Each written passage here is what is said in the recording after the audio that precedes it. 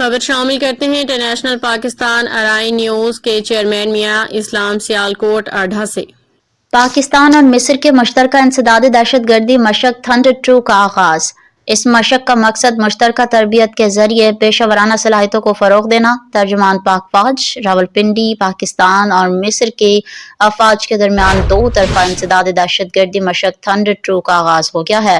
پاک فوج کے شعبہ تعلقات عامہ SPR کے مطابق یہ 2 ہفتے طویل مشق 6 اپریل 2026 کو ضلع چراٹ میں واقع اسپیشل آپریشنز اسکول میں شروع ہوئی۔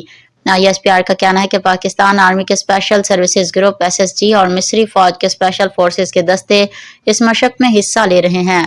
ترجمان پاک فوج نے بتایا کہ مشق کے افتتاحی تقریب کے مہمان خصوصی commandant special operation school Cherat تھے۔ پاک فوج کے شعبہ تعلقات عامہ کا کہنا تھا کہ اس مشق کا مقصد مشترکہ تربیت کے ذریعے پیشہ ورانہ صلاحیتوں کو فروغ دینا اور دونوں برادر ممالک کے درمیان دیرینہ فوجی تعلقات کو مزید مضبوط کرنا ہے۔